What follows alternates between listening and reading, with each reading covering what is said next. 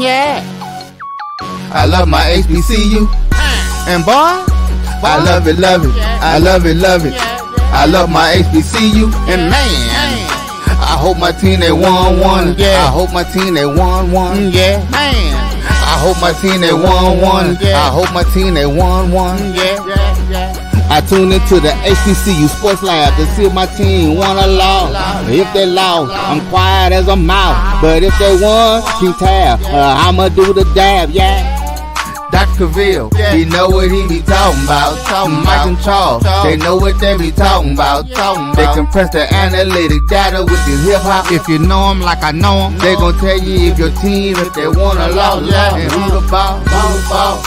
So listen to Professor, yes sir, and pay attention, cause he gon' teach a lesson. This is Dr. Cavil with Inside the HBCU Sports Lab. I have a full guest menu for you today. A lot to talk about. We finished with week 1 and moving into week 2. We'll talk a little bit about it. We'll float around and give you some updates in terms of the big news of the week. With that being said, welcome to episode 540 of Inside the HBCU Sports Lab, radio show and podcast, the show that's covering the sporting HBCU diaspora. All things HBCU sports for institutions large and small, from NAIA to the NCAA. We share insights and information on the HBCU sports culture, HBCU athletic aesthetics, to facilitating the story of HBCU athletic programs in the business of sports. Simply, we just call it the HBCU sports pedagogy. I'm your host, Dr. Kenyatta Cavil, along with my co-host Mike Washington, Charles Bishop, as well as Winston and AD. We're filming from our home studios and sending a signal live to KCOH 1230 AM studios with the Texas. Ralph Cooper in the beautiful home of Texas Southern University from Houston, Texas. You see the stars of the show. You have Charles Bishop, Mike Washington. He likes to go by Big Mike. I'm still trying to figure that out, Charles. Well, I have to shout out Big Mike and all you 1876 cohorts. You guys spelled a brother well this past weekend. I really appreciate it. we got you back early. Great tailgate. Then we got Wilton Jackson II, AD Drew, showing us some love, some of the best men in the group. As we said, get prepared. We're going to do a spinoff. We're going to try to give you Inside the HBCU Sports Lab every day of the week. So as we get through this week, we may have a surprise for you. But as we look forward to next week, it's really going to get interesting. As you'll see some of these familiar faces that you've seen gets with us, spin off and be a part of the show, but kind of go in their own way to lead things and make sure that you get HBCU sports from the lab perspective, the business perspective, every day of the week. We just did our first debut of the Sunday Show. A lot of great comments, brought a coach in terms of asking him questions on rat poison.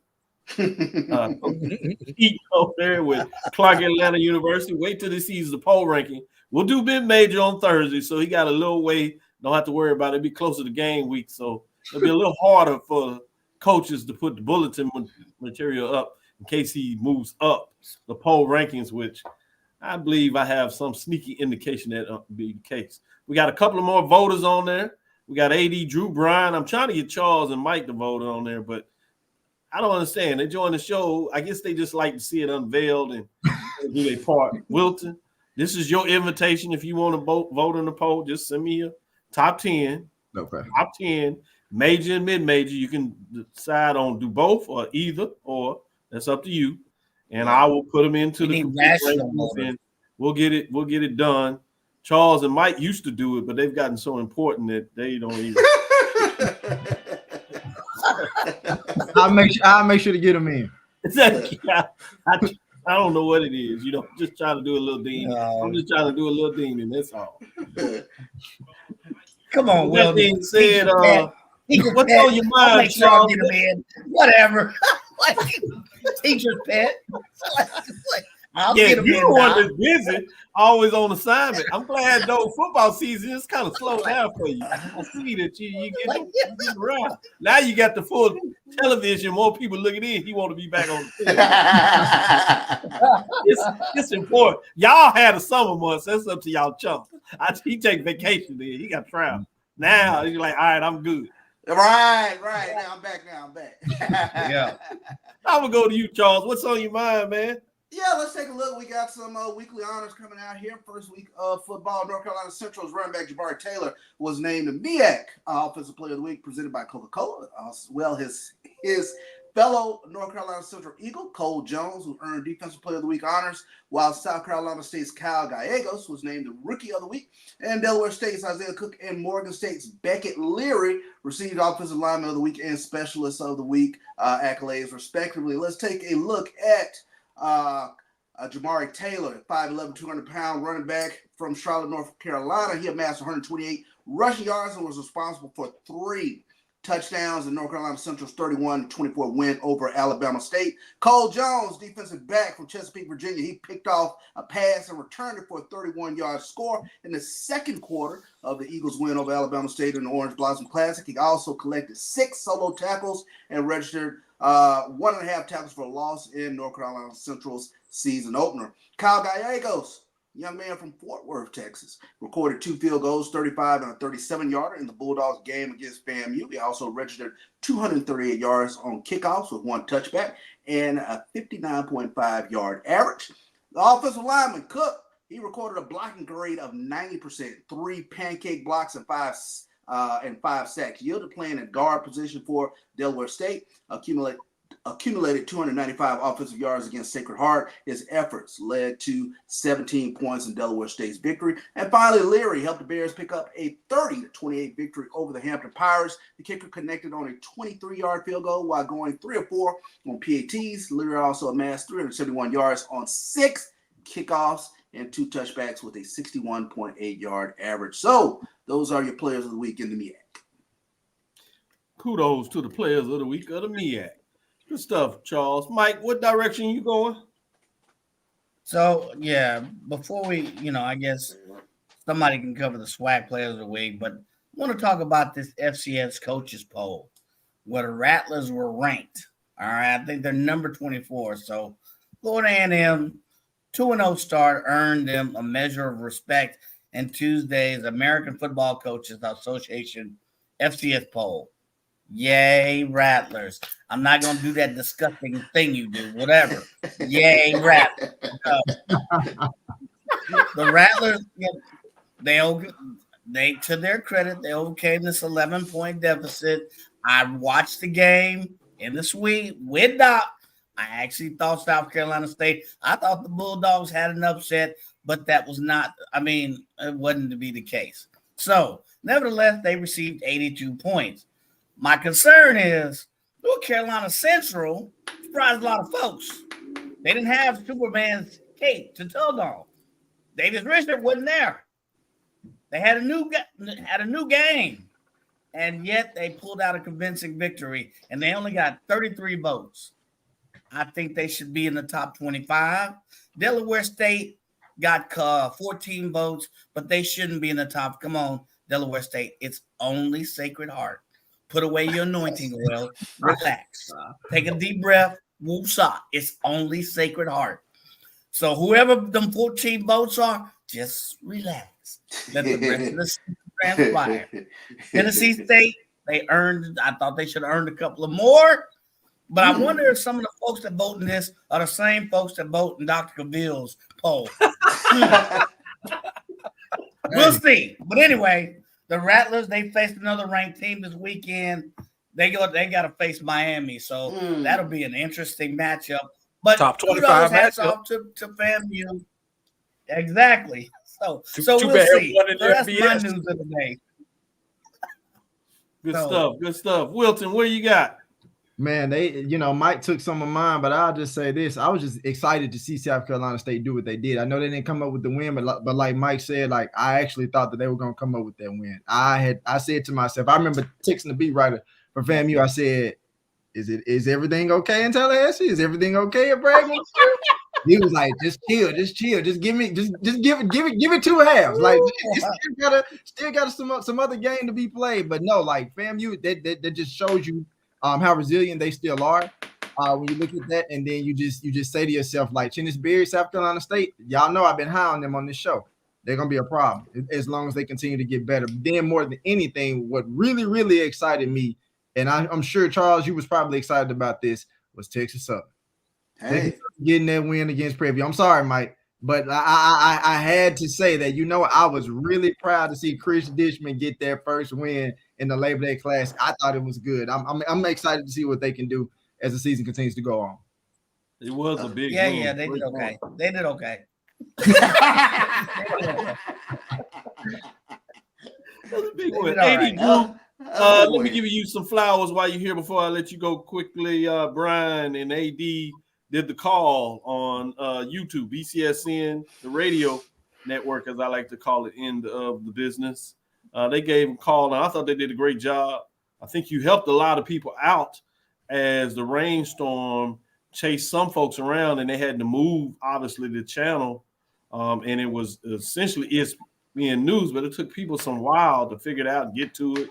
Then you had all these different folks that didn't have the cable as that bombshell took place. And so you had a lot of folks that really the only avenue they had was to go check you out, and y'all did an excellent job, from my opinion. So great job, even though we're going to give you hell for stepping on Brian on his call. But you did, if you're going to step on somebody, the way you did it with the body on my body, that was pretty good, I got to say. But with that being said, what area interests you? What was the big game that kind of stood out to you? I'm going to go with you from that in News of the Week. Actually, you kind of touched on it, Dr. Cavil. A lot of people did find us. And then I found out a little bit after the game why our numbers were where they were, considering we did not really put out the fact that we were doing that radio broadcast. We mentioned it, but we didn't really advertise it. Dr. Cavil, you got to see both your alma maters play at the same time. Mike, you got to see your alma mater play. Charles got to see his alma mater play. Wilton got to see his alma mater play. But when I get back to the hotel to go watch Tuskegee and Johnson C. Smith, I get this message on my DirecTV app on my iPad that DirecTV and ABC basically can't figure out. You got billionaires fighting billionaires over money, and I'm stuck in a hotel in Miami Gardens, Florida, with no game to watch. And I had Prairie View alumni that same point. They were trying to watch the game. They were cursing literally DirecTV. They were like, forget. I can't say what they really said. They were like, whatever with DirecTV, because whatever was going on with DirecTV, they couldn't get the games. I have to take this one step further, though.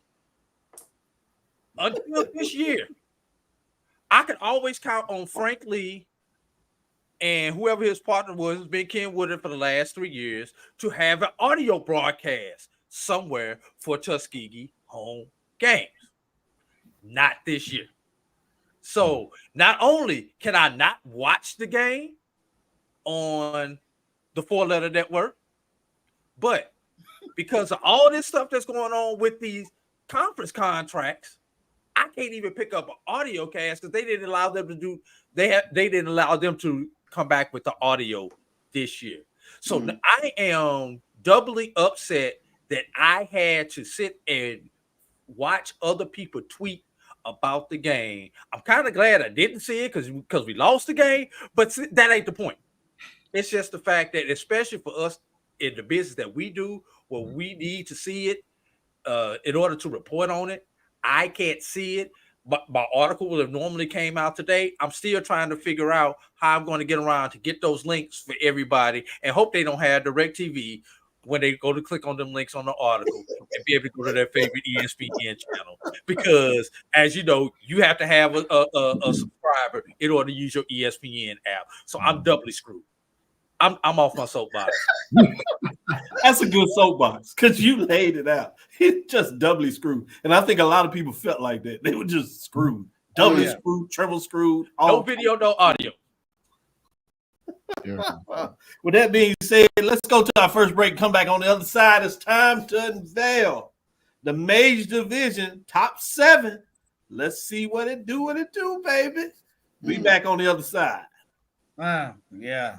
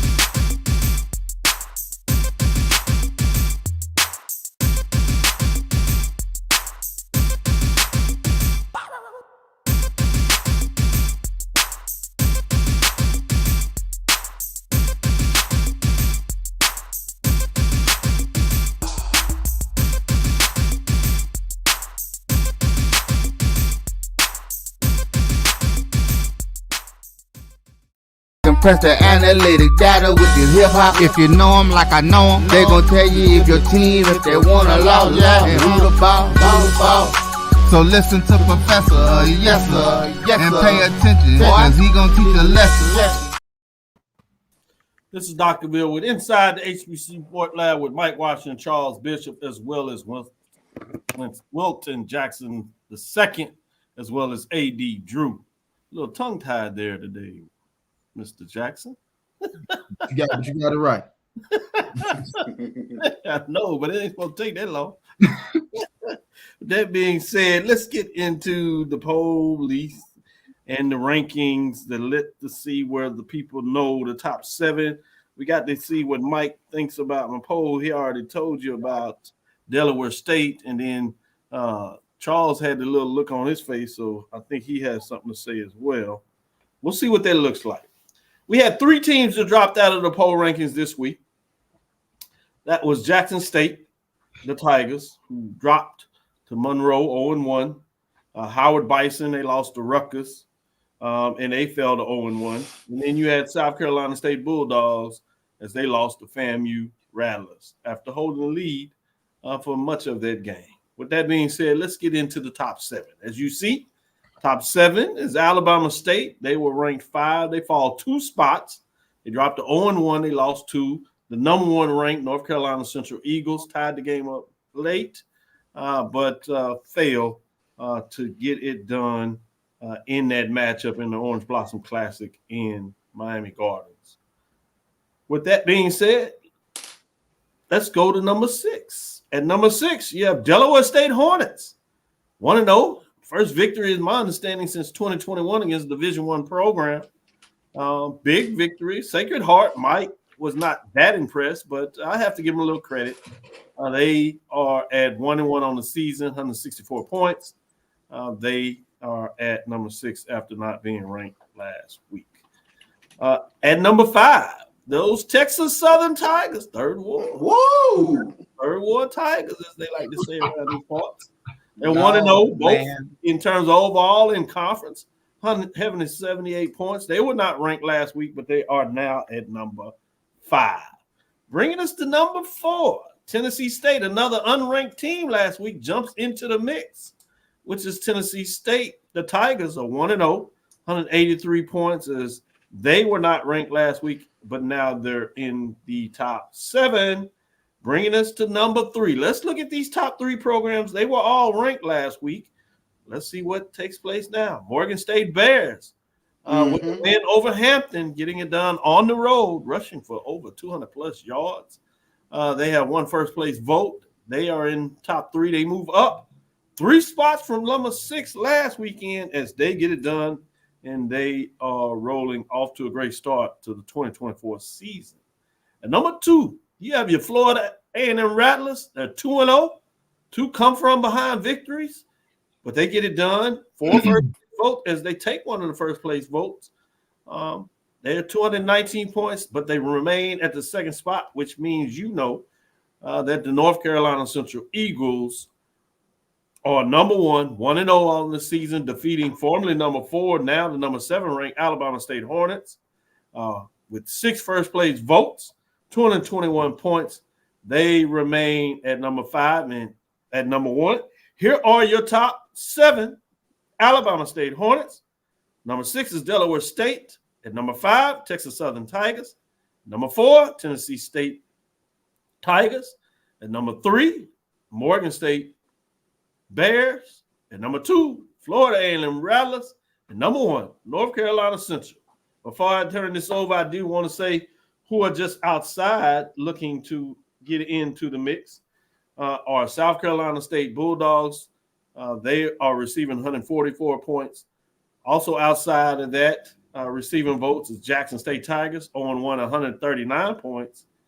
And last but not least is Howard Bison, rounding out essentially the top 10. This outside of the top 7 is the Howard Bison, who are also 0-1. That fell out of the poll rankings last week, but still getting some points and votes. 127 points are the Howard Bison.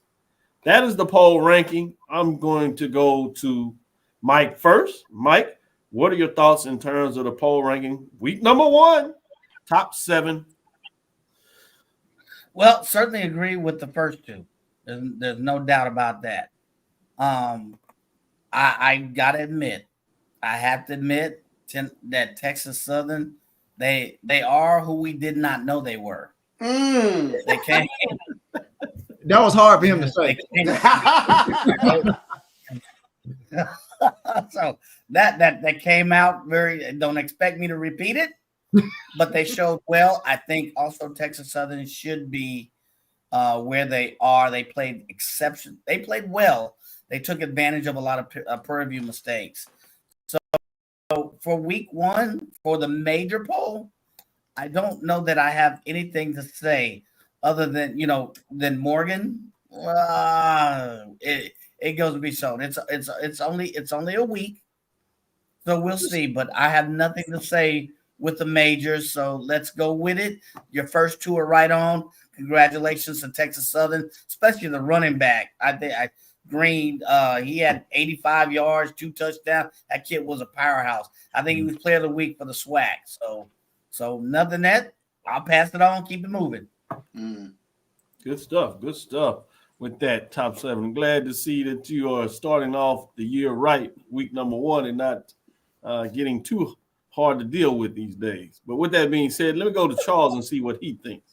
Well, first and foremost, kudos to some graphics that you don't normally see in the top 7. That's Delaware State and Texas Southern.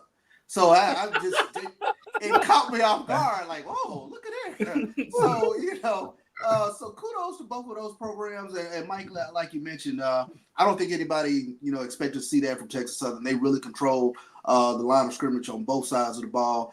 Defensive line got out to Prairie View, 5 sacks. Offensive line aided them to rushing for 159 yards in that game. That was very impressive. So to see them vault into the top 7, very impressive. With regards to North Carolina Central and FAMU, I think FAMU can make a compelling argument for number 1 in these early polls because I think as of today, their quarterback play just looks the best. I mean, Daniel Richardson has looked apart for 2 weeks now. Very impressive in terms of FAMU with their backs up against the wall, and they've come out swinging, and that's what champions do. So I think they make a compelling case. I definitely understand why North Carolina Central would be number 1. But, kind of for me, at least, the jury's still out on Walker Harris. So we'll see how that plays out later on. And definitely kudos to Morgan State. I had to check the stat line when they put up 30 points, but apparently they're mauling people up front, or at least Hampton's defensive line were rushing for over 200 yards in that game. So kudos to the Morgan State Bears for where they are right now in the polls. Nice call. Nice call. Let me go to you, Winston. What are your thoughts on the top 7 poll rankings in week number 1? I think for me, I'm not mad about North Carolina Central and FAMU 1 and 2. I mean, FAMU obviously still the reigning champs, and until they get beat. But I'm okay with them being 1 and 2. I'm also okay with Morgan State being number 3.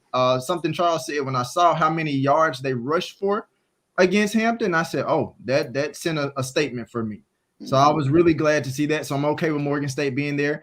I'm okay with Tennessee State where they honestly, I probably would have put Texas Southern above Tennessee State just because of who they play. Because of who they play. I mean, no disrespect to Mississippi Valley, but at the same time, that's disrespect. We're playing Valley. Talking a little bit. Just the tip. They played Valley. That's why I said I would say you can make an argument to put Texas Southern over Tennessee State. But I'm not mad that Tennessee State is in this ranking. Now, with Delaware State, I'm definitely not going all in on them yet. Honestly, you could easily have put potentially South Carolina State in this top 7 because of how well they played against FAMU. Good stuff, Winston. I like that. And you stuck out there. I can see your argument with Texas Southern over Tennessee State. I think that's a legitimate framework. Not too far off, 183 to 178. So you can see the movement there relatively close. With that being said, let me go to AD. What is his thoughts for week number 1? Week 1 polls are so interesting, Dr. Cavil. And I know one of your requirements is at this point in time, this snapshot, please screenshot this, Because some of these teams that you see on this screen We might know. will not be there at the end of the month. Bingo. They can't even make it to the end of the month. I know some of these teams will not be. Look, Dr. Cavil, Yes. you have a bear that has come out of hibernation. You have tigers that have gotten their stripes back, and never ever have I ever seen just as many hornets in a poll as I've seen tigers. True. So, Very true. so but this is what I was thinking of. Okay, we had 6 FCS teams who won this past week. They're all in the poll, Dr. Cavil. And then who's the best of the rest? Alabama State, South Carolina State. Like I say, you can make the argument for either or. Jackson State, be it not for a bad 5 minutes for Southern. Southern should have been in here. They just forgot how to play ball at the start of the fourth quarter, right there. So and what's going to be really interesting, nobody plays. I believe nobody on here really plays like level competition next week. Either everybody's playing up or everybody's playing down. So it's really going to be interesting. This is going to be the most fluid. These first 3 weeks are going to be so fluid, Dr. Cavil. So fluid. It's sickening. Great points. And you led right into our third segment where we're going to talk about some of those matchups where it's featuring 8 teams. 8 HBCU FCS D1 programs are playing D2 programs. So we're going to take a break. We're going to come back on the other side and talk about some of those matchups, and we'll see what the gentlemen think about these D2 versus FCS Division 1. Do they see any upsets? So will teams get trounced? I want to know what direction they're going from. With that being said, let's take our next break. We'll come back on the other side, and we'll break that down for you. Hey, grab me one too.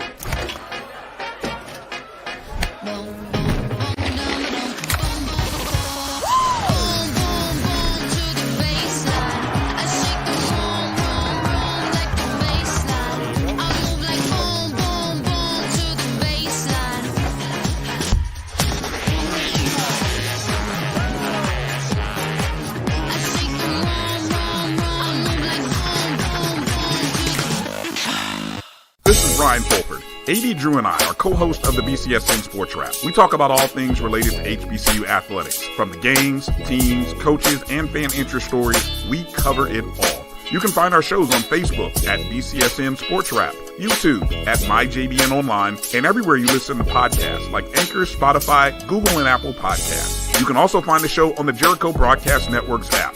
Make sure to download. We look forward to you joining the conversation and being a part of the show. This is the Dean of the College of HBCU Sports, Kenyatta Cavil of Dr. Cavil's Inside the HBCU Sports Lab with Mike Washington and Charles Bishop.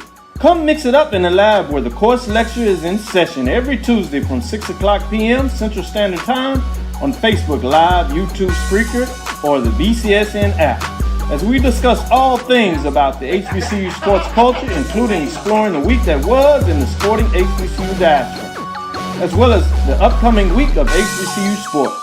With me, the Dean, the College of HBCU Sports, on Dr. Cavil's Inside the HBCU Sports Lab with Mike Washington and Charles Bishop. Course lecture dismissed. Choice Hotels is a family of brands that helps you get the most for your money so you can be any traveler you want to be. You could be a free hot breakfast hero at a comfort hotel. Yes! That's how you waffle. Mr. This script got a plot twist at a Radisson hotel. A business big leaguer. Go for key.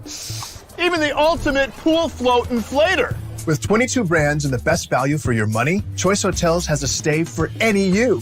Book direct at choicehotels.com, where travels come true. Gotta get the corners. You're looking for the latest information on Southern University sports, the Southwestern Athletic Conference, and HBCU athletics. There's only one place to go. Tune in to the Carlos Brown Show, exclusively on the Black College Sports Network.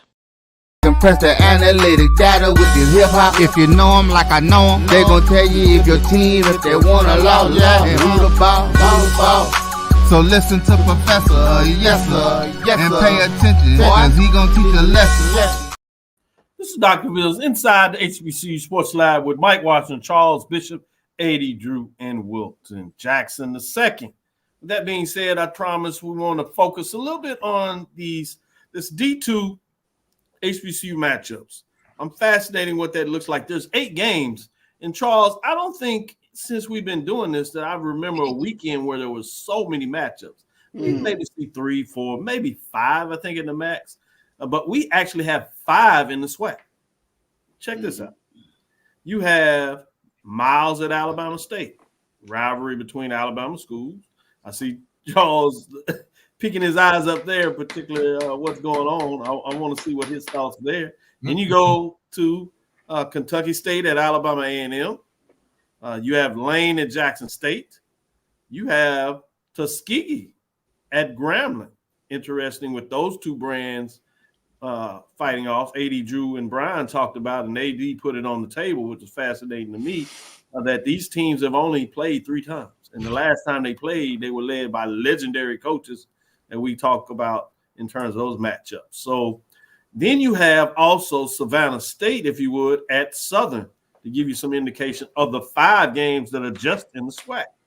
You go out the SWAC, and intriguing even more to cases, you talk about your 2 of your independent programs, both in the Colonial, now known as the Coastal Athletic Association. You have Winston-Salem State against North Carolina A&T. Kind of interesting there. Steve Gaither, I know he has an eye on that matchup for various reasons.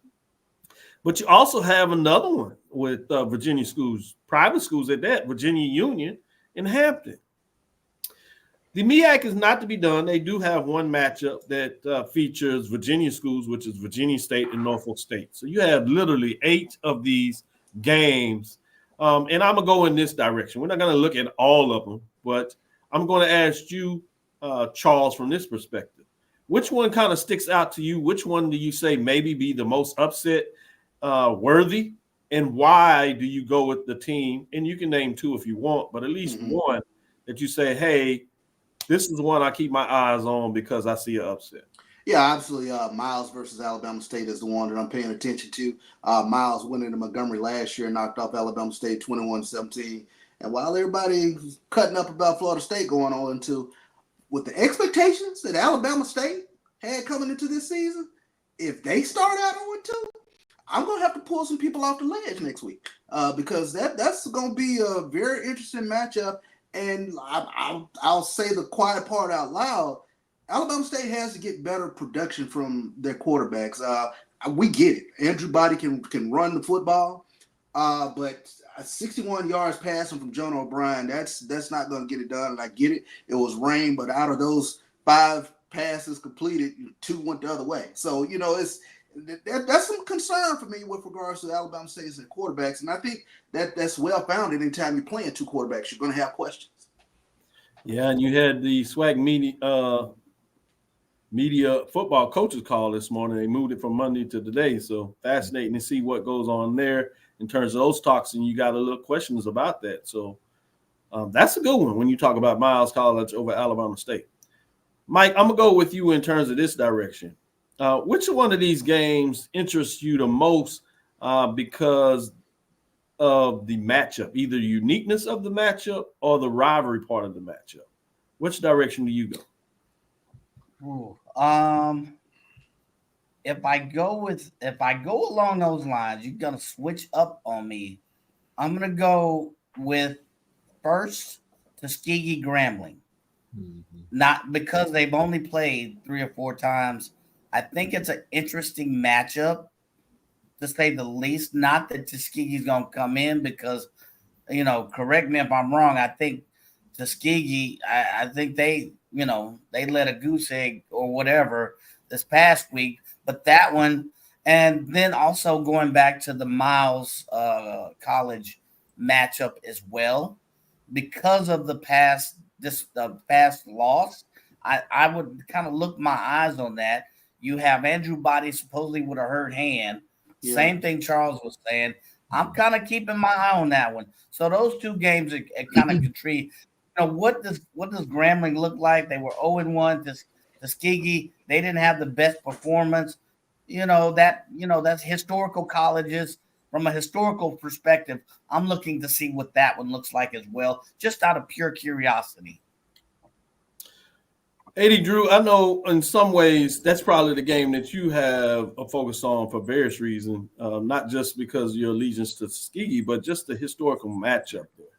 Tell us why that's fascinating that teams with this many wins, the pedigree of the coaches that coached in the game during the time they played back in the 40s, if you would. Why is this one intriguing to you? Number one, when they played each other, my mother was 10 months old. I thought about that. Wow. Yeah, my mother was 10 months old. No, yes, and when a Tuskegee did help start Grambling, that being Dr. Booker T. Washington. So there is that connection between these two institutions. Grambling, although it be a state university, was born out of Tuskegee University. The towns are very similar to each other. The two former mayors of these towns are best friends. I know both of them. And we'll play a little clip on the way out about that. But this matchup just intrigues me. When this was announced back in February, Tuskegee alumni were crazy. If they would have announced this game on Monday and they would have put the tickets on sale Tuesday, Tuskegee would have bought their allotment on that Tuesday. That's how excited Tuskegee is about this matchup. Yeah, we get up for Alabama State, we get up for Alabama A&M, we get up for Jackson State, but it was something about that G that people wanted to see. But I do want to get this, and I'm gonna push on.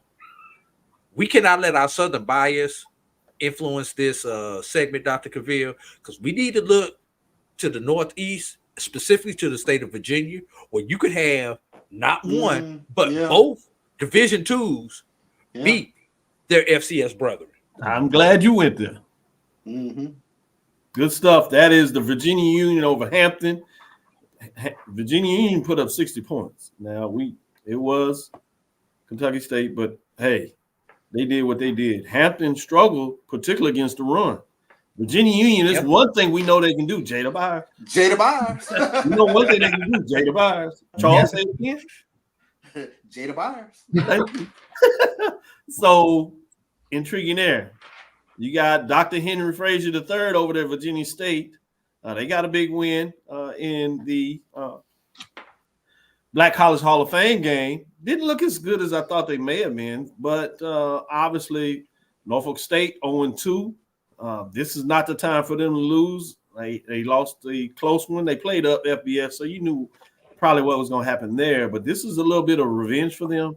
But if they're not careful, Virginia State is not going to come in there thinking that they're supposed to lose this game. So I'm fascinated with that matchup. So that was a good one when you talk about going up north.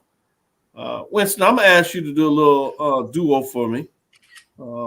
Since you were so upset how low Southern was in the poll rankings, I'm not only going to give you Jackson State because I want you to look at Lane at Jackson State. Lane team a couple of years ago that upset Tennessee State. Right. Is that possible?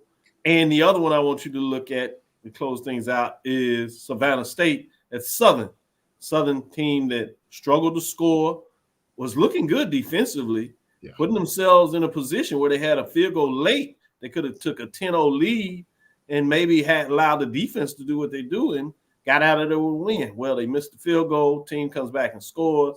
And then they just give up 2 late touchdowns that was demoralizing in less than 4 or 5 minutes, I believe, in that matchup. So what are your thoughts on those two D2 matchups in the SWAC against the SIAC? So a lot of people are going to look at this Lane team and say they hadn't won that many games. But if you peel back the layers and know that this is a Lane team, maybe that hasn't won that many games, but they can score. And that's something that TC talked about in this press conference today. They can score. They can score. They can score. So this would not be the game for Jackson State to come to Mississippi Veterans Memorial Stadium, their first home game of the season, and not performing how they need to as a well-oiled machine on offense. We're really on offense, defense, and special teams. So granted, that game against Louisiana Monroe, that was a literally a close game, 17-7 right after halftime. They get the touchdown, but then of course they failed to get some plays down the stretch to make that a game, and eventually they could have potentially won that game. But this is not a Lane team that they should take lightly coming in. And from all practical purposes, from hearing from TC today in his press conference, that they're not going to look at Lane as a smaller conference team. They're looking at Lane as an opponent that they need to beat on the schedule. Now, as far as Savannah State and Southern, I feel like we always talk about Southern and what issues they might have. You see, I had to take a deep breath and even just saying that.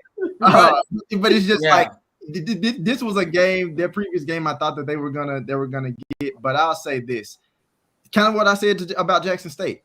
If they're not ready and prepared, this could bode bad for them.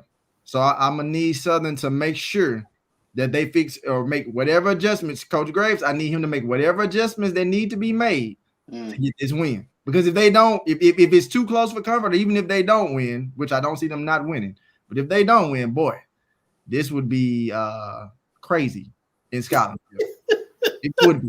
Man, to your point, Wilson, to your point, Lane knocked out Tennessee State a couple years ago, so that's something to keep in the back of your mind. But this ain't that Lane. This ain't that Lane. I have to caution my Jackson State fan base because I know how we are. I know we can get over our skis, but be careful. This you don't play around with a brown team.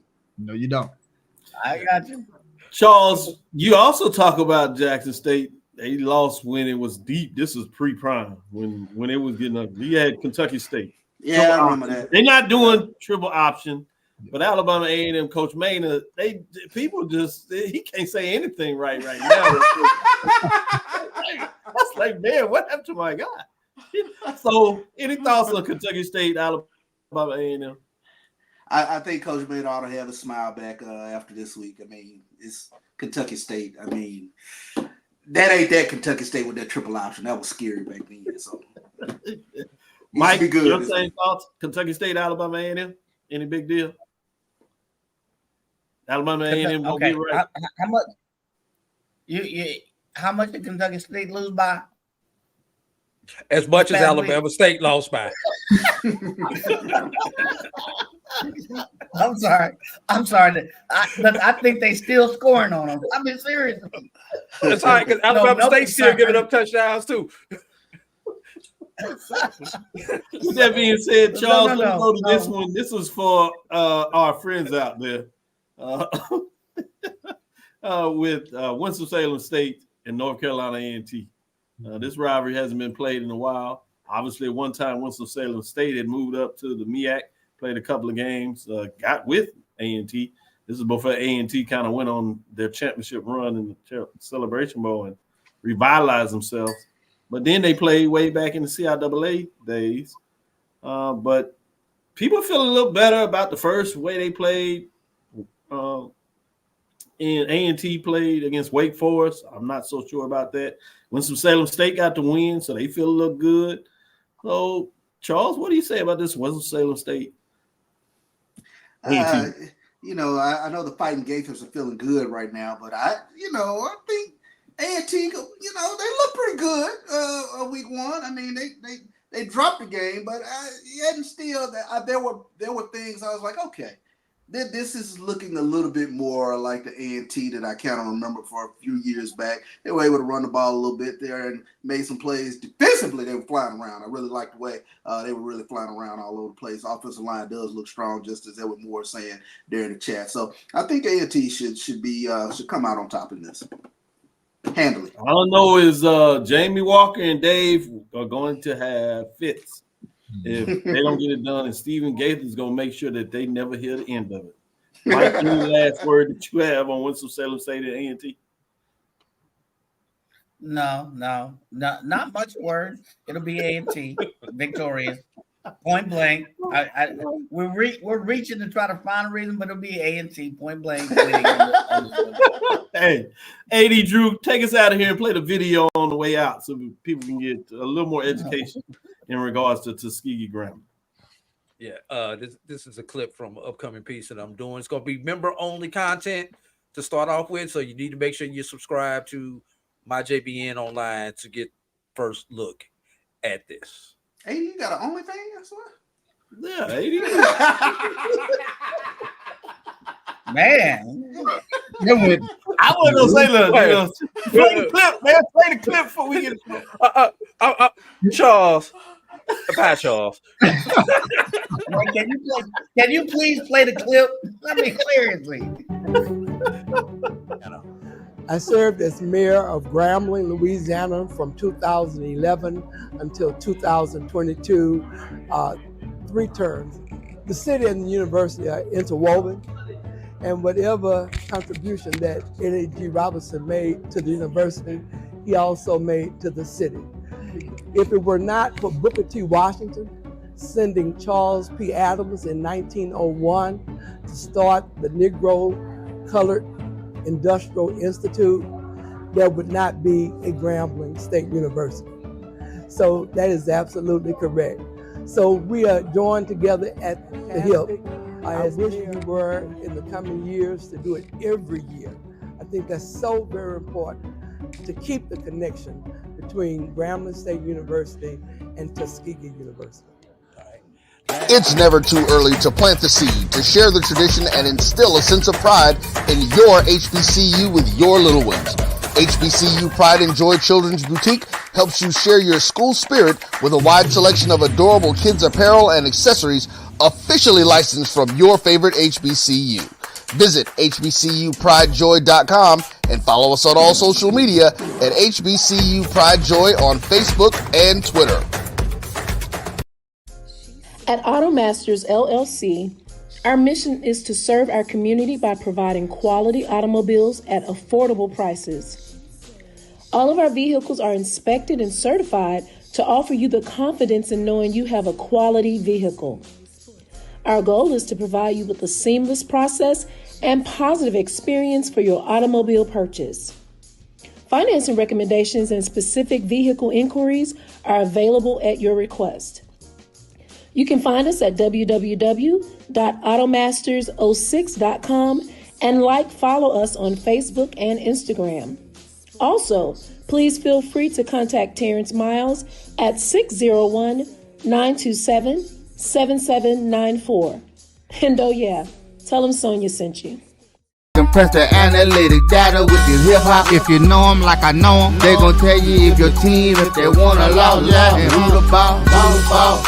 So listen to Professor, yes sir, and pay attention, cause he gon' teach a lesson. This is Dr. Ville's Inside the HBCU Sports Lab with Mike Washington, Charles Bishop, Wilton Jackson II, and A.D. Drew.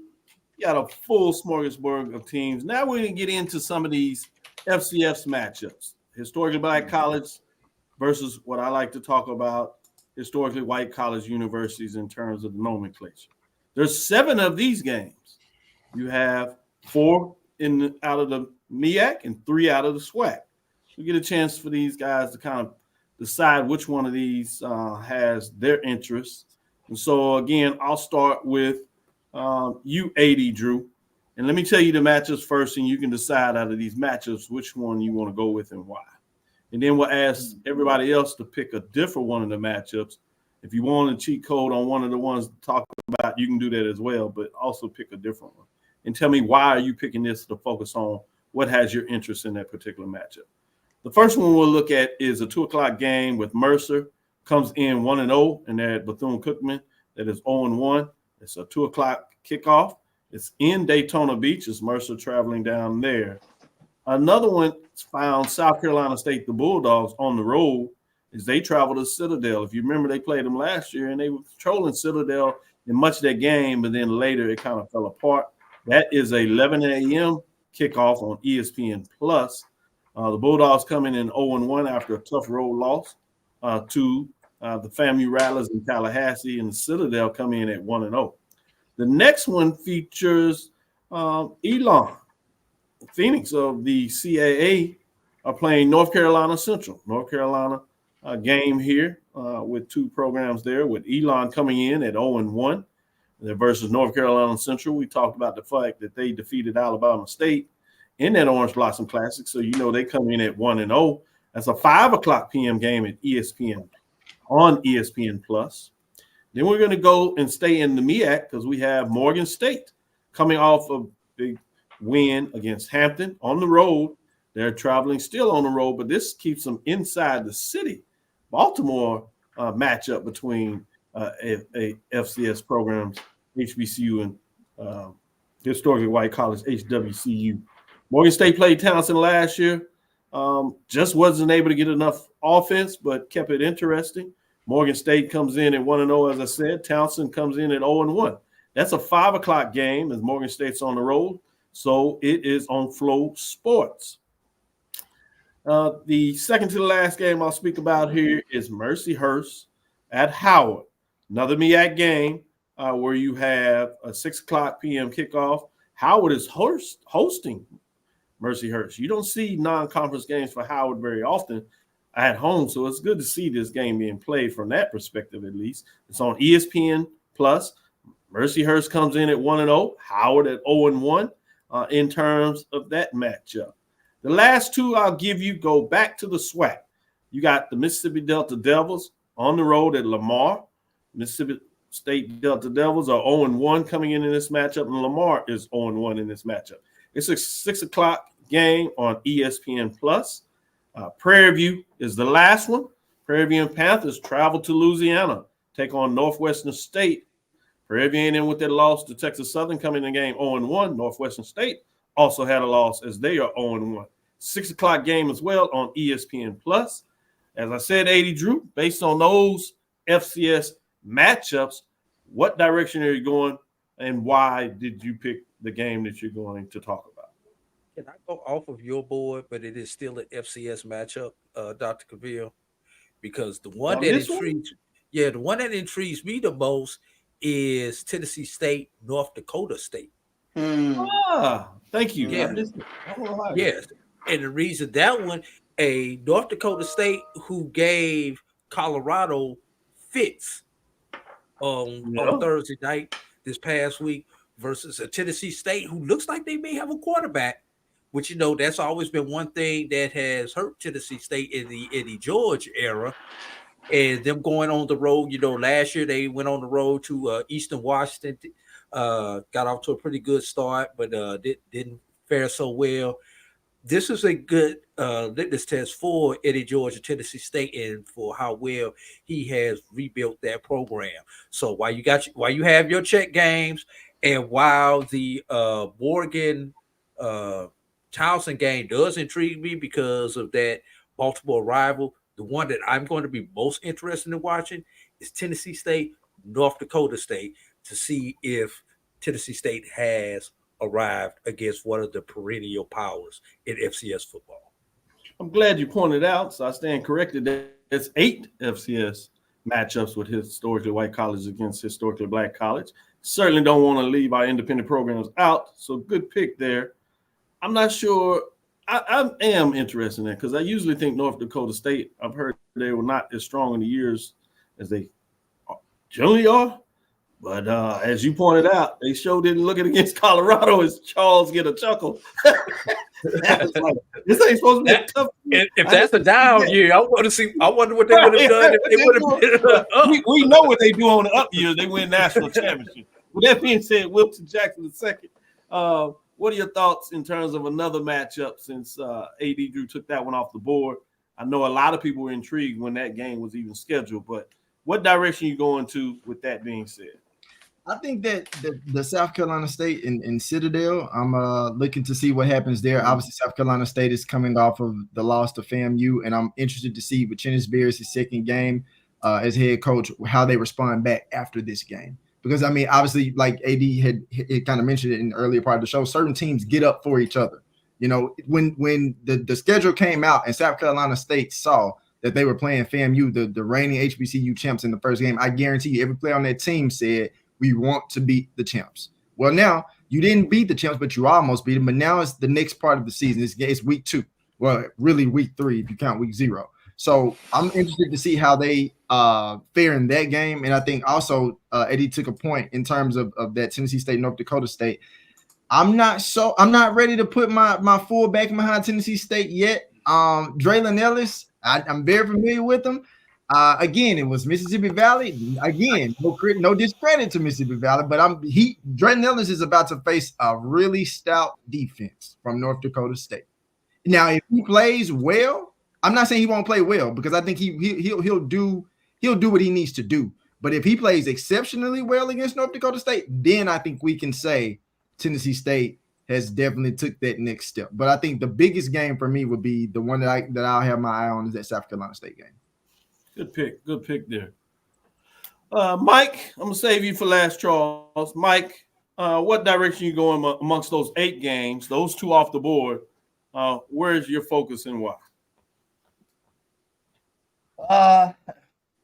You know what? I was going to pick the Citadel, but so I'll go with my home team, Prairie View A&M. They're playing Northwestern. Southland College.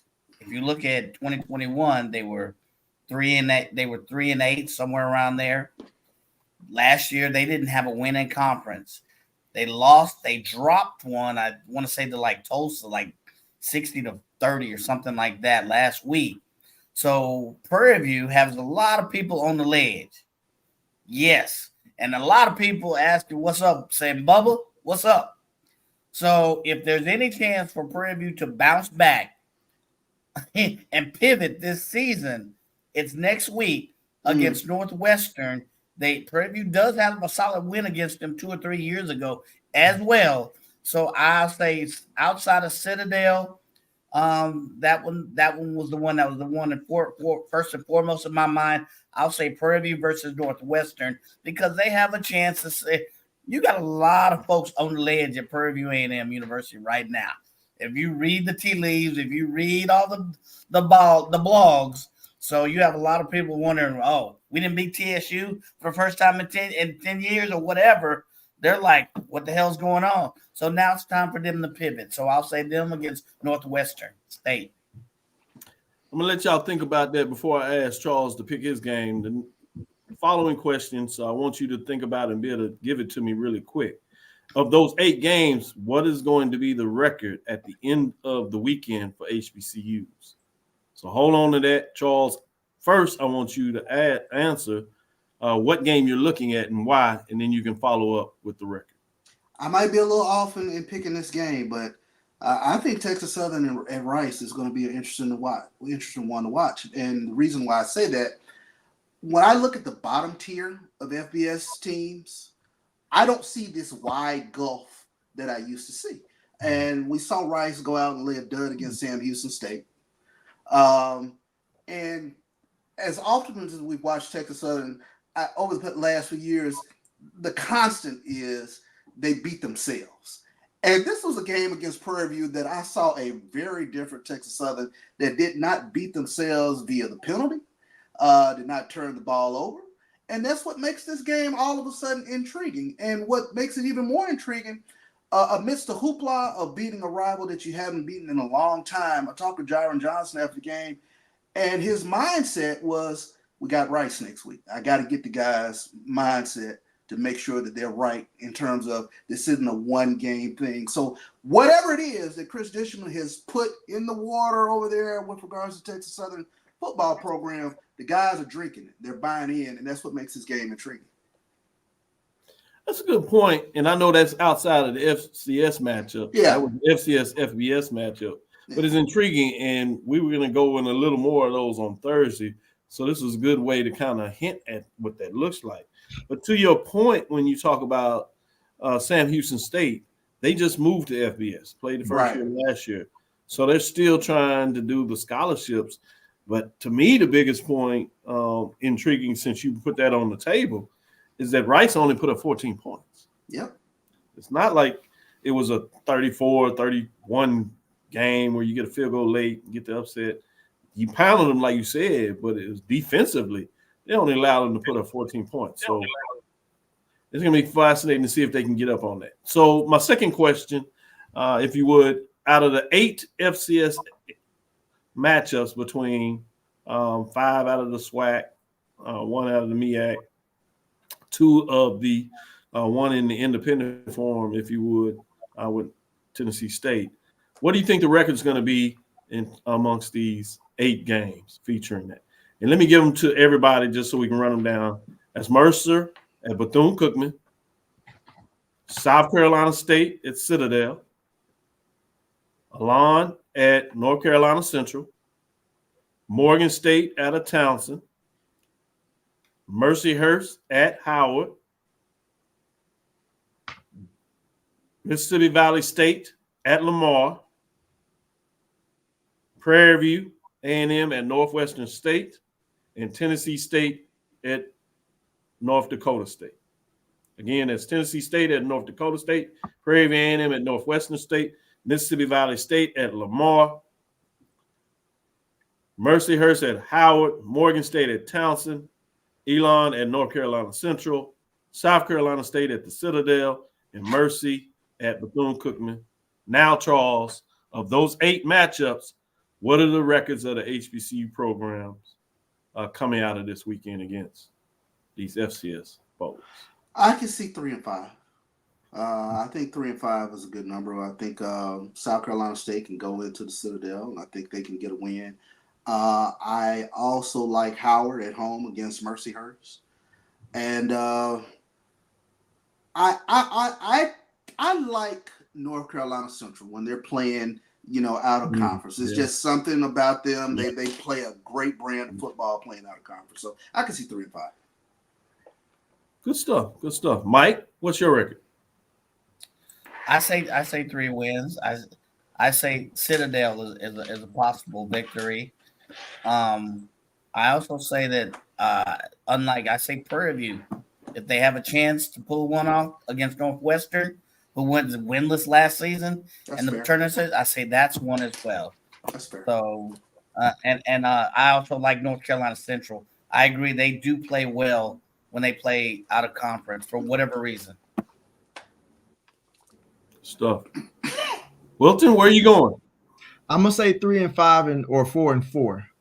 If it gets to be 500, it'll be because Prairie View beat Northwestern State. Good. All right. AD, what's your record? 3 and 5. I'm like Wilton, max 4 and 4, but I think if it's 4 and 4, it's gonna be a MEAC sweep. I can see all 4 MEAC teams winning their non-conference games. So, I'm as a betting man, I'm gonna get 3 of those out of the MEAC. Yeah, that's pretty good. I'm gonna flip it a little bit. I'm interested. I got 5 and 3. I'm going with one that's gonna shock everybody in the SWAC, which is Mercer losing to Bethune-Cookman. I like the fact that Bethune-Cookman is at home. They play well. I think Mercer is solid, but I think Bethune-Cookman is really going to shock some people. I like North Carolina Central at home, so you kind of see my theme on that side of it. As you all said, and I agree with you, we've seen that over the last 3 years. Yep. Central and Coach Oliver knows how to get his team up to play non-conference games, which I think is half the battle. The talent is there, but he knows how to do it. They won't be too emotionally high after getting the opening win. There was enough mistakes in that game that he's going to be able to really get their attention. I think he's going to find a way to get that. I believe in Morgan State, coach up there. I think he's going to get Townsend. They're going to find a way to get it done. So that's 3 of them. I'm hedging on Howard. I want to believe in them in terms they've been so close. Can they finally pull the trigger? I'm gonna hold off on that one. I am going to go with the Prairie View over Northwestern State. Northwestern State is a team that's just not quite there, so I think that's the way you lean on them a little bit. And now that means I got to pick over South Carolina State or Howard. I'm gonna give the edge to the team at home. I'm gonna do Howard, with Howard getting it done against Mercyhurst, which means you might even see a 6-2, which I think would wake a lot of people up. Not because of necessarily who they playing. Obviously, 3 of these games are home teams, so that's a good thing in terms of what that looks like, pushing the angle there. But the fact that you hadn't seen many victories from HBCU FCS, frankly, over FCS historically white colleges. So I can see why a lot of folks are saying, prove it first with the 3 and 5, just because of that matchup. Yeah. But I'm going to flip it. I'm on the roll. I told everybody about Clark Atlanta Panthers. We'll discuss a little more about the D2 programs this past weekend, which means it'll be interesting while I got Bethune-Cookman winning this game. Later on in a couple of weeks, they play that Clark Atlanta Panthers. So one way or the other, we'll see which way that goes. But as we close it there, I'm going to go with that 5-3, maybe a 6-3. Great show. Gentlemen, thank you for checking out the top 7 list and not crushing me too hard in week 1. I love some of the comments talking about some people need to take a snapshot and savor the moment because it won't look like that at the end of the month. Very true in a lot of ways. But with that being said, exactly, we have D2 HBCU weekend and we have SCS H2 weekend. We do have some teams playing up. We have a couple of conference games, so tune in on Thursday. We'll look at those. But with that, we'll do it bit of the night. Thank you for listening to Inside the HBCU Sports Lab. Make sure you share our podcast with your friends and colleagues. I am Dr. Kenyatta Cavil, the Dean of HBCU Sports, coming from inside the lab in the College of HBCU Sports with Mike Watcher and Charles Bishop. Again, we want to thank you for listening to Dr. Cavil's Inside the HBCU Sports Lab with Mike Watcher, Charles Bishop. Every Tuesday and Thursday, we'll be back at it again. And Sunday at 9 a.m. before you get ready to go to church. Wilton, you can check us out as we're going to break down what took place, and we're going to let you know if you were right or wrong. If, as the intro song says, if your team won, you're going to be dancing. But if you, like Mike, your team lose, you're going to be quiet as a mouse. Right. Or is it quiet as a rat now, Dr. Exactly. We look forward to Thursdays. We discuss the latest in the news. Thank all the lab listeners who continue to join us. Check us out. We might have a tease for something tomorrow, so keep your eyes open. Tomorrow at 6 o'clock, we might have a tease for you. We'll let you know. So follow us on Twitter. That is Inside the HBCU Sports Lab 1, as well as Inside the HBCU Sports Lab on Facebook and YouTube. We'll let you know what that looks like. With that being said, let's see if we can get our homework assignment right. Dream big.